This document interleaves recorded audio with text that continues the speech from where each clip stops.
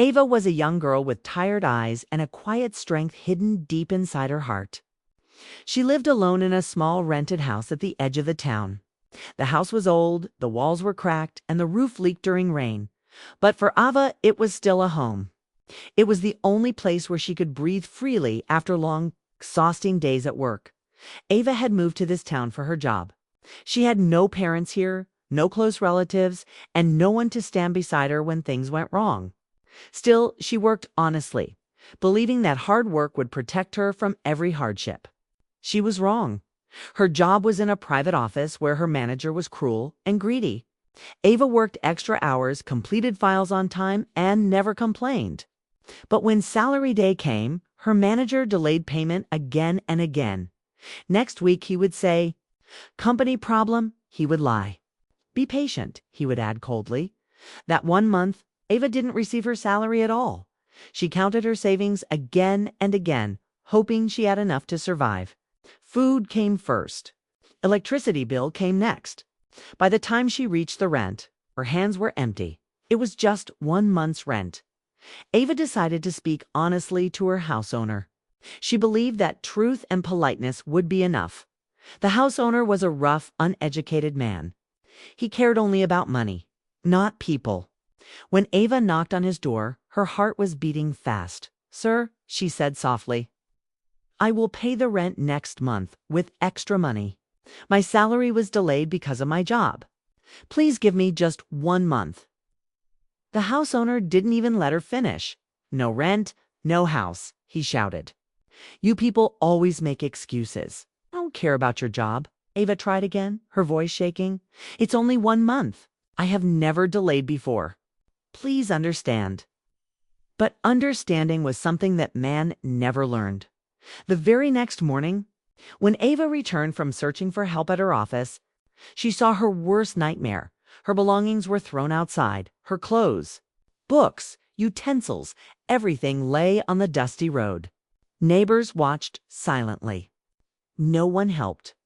No one spoke. The house owner stood there with crossed arms. "I warned you," he said. "Take your things and leave." Ava felt her knees weaken. Her world collapsed in front of her eyes. She begged, she cried. She explained again about her unpaid salary, but the man laughed. "Go cry somewhere else," he said. "This is not a charity." That night, Ava sat on the roadside beside her luggage. The cold wind touched her skin, but the pain inside her heart was much colder. Tears rolled down her face, not just for the house, but for the humiliation. She wasn't lazy. She wasn't dishonest. She wasn't wrong, yet she was punished. As she looked at the dark sky, something changed inside her. Her tears slowly dried. Her fear slowly turned into silence. And her silence slowly turned into determination. "They think I am weak," she whispered to herself. "They think I will disappear." Ava clenched her fists. "They don't know," she said quietly. "This is only the beginning." That night, the girl who was thrown out of her house was born again, not as a victim, but as someone who would never forget and never forgive injustice. That night on the roadside was the longest night of Ava's life. Cars passed by. Strangers walked past her as if she didn't exist. Some looked at her belongings with curiosity, others with pity, but no one stopped. Ava wrapped her shawl tightly around herself and stayed awake, guarding her things like a broken soldier protecting the last piece of her world by morning. Her eyes were swollen from crying, but her heart felt strangely calm. Pain had done its work. It had burned something weak inside her and left behind something stronger.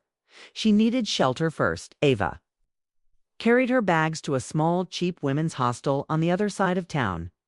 The room was tiny, shared, and uncomfortable, but it had walls and a door. That was enough. For the first time in days, she slept. When she woke up, reality returned like a slap. No home, no salary, no support. But she had one thing left, her self-respect. She went straight to her office. Her manager was sitting comfortably, drinking tea, laughing with another employee. When he saw Ava standing in front of him, his smile disappeared. "Sir," Ava said firmly, "you have delayed my salary for 1 month. Because of that, I lost my house.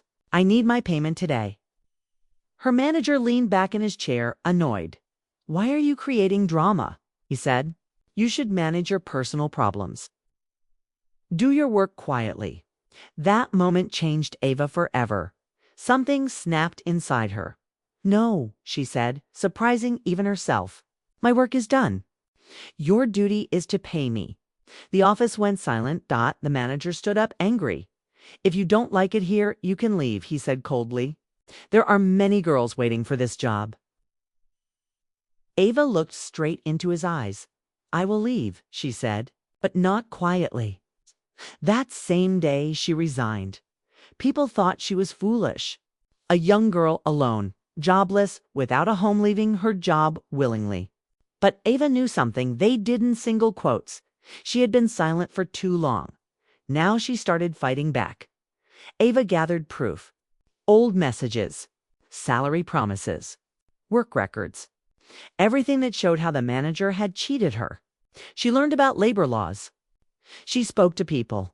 She asked questions. At night, she cried quietly on her hostel bed. But during the day, she worked on herself. She took online courses. She improved her skills. She applied for better jobs. Slowly, opportunity knocked. A small but honest company called her for an interview. They listened to her story not with suspicion, but with respect. Within a week, Ava got the job. Her first salary came on time. She held the money in her hands and cried, not from sadness, but relief. But her heart still carried fire. She didn't forget the house owner who threw her out, the manager who humiliated her, the neighbors who stayed silent. Ava didn't want blind revenge. She wanted justice. She filed a formal complaint against her old manager. Authorities started questioning him. His reputation began to crack. At the same time, Ava learned something shocking. The house owner who kicked her out had illegally evicted tenants before. Many people were afraid to speak. Ava wasn't. She contacted former tenants. She collected statements. She prepared herself. The girl who once begged was now standing up. Late one night, Ava looked at her reflection in the mirror. "I was weak because I trusted everyone," she said. "Now I trust myself."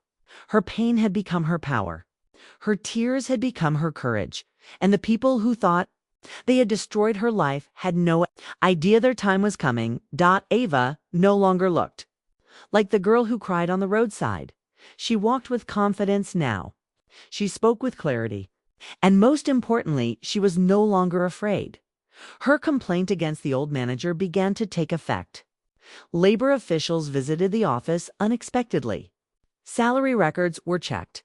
Employees were questioned. The truth came out. Ava was not the only one who had been cheated. The manager's lies were exposed one by one. His fake promises, unpaid salaries, and abusive behavior were documented. The same man who once laughed at Ava now stood nervously in front of authorities. Within weeks, the office was fined heavily. The manager was suspended pending investigation. Ava received her pending salary, plus compensation. But her fight wasn't over. She hadn't forgotten the house owner. The man who had thrown her belongings onto the road had done it before and gotten away with it every time, because tenants were poor, scared, and alone. This time, he had chosen the wrong person. Ava contacted the former tenants she had spoken to earlier. One by one, they agreed to support her. Together, they filed a formal complaint against the house owner for illegal eviction and harassment. Officials arrived at the property. The same neighbors who once watched Ava silently now whispered nervously. The house owner shouted, argued, and tried to threaten everyone, but the law didn't listen to shouting. Documents were checked. He had violated tenancy rules. He had evicted without legal notice. He had broken housing laws. The man who once said, "This is not a charity," now begged for time. Ava stood there calmly as officials sealed part of the property and issued a heavy penalty. For the first time, the house owner looked at Ava not with arrogance but fear. "You ruined me," he muttered. Ava replied quietly, "No, you ruined yourself the day you chose cruelty over humanity." Words spread quickly. People in the area talked about the girl who stood up alone and won. Tenants who were once scared started demanding respect. Ava's story gave them courage, but revenge did not change Ava into a cruel person. It changed her into a leader. She helped others understand their rights. She guided young workers who were being cheated. She spoke openly about dignity and fairness. One evening, Ava walked past the old house where she once lived. The door was locked. The walls were the same, but she was not. She smiled softly. The people who thought they had broken her had only awakened her. Still, one chapter remained. Because the greatest revenge was yet to come, not against them, but for herself. A year passed. Life did not suddenly become easy, but it became honest. Ava moved into a small, peaceful apartment.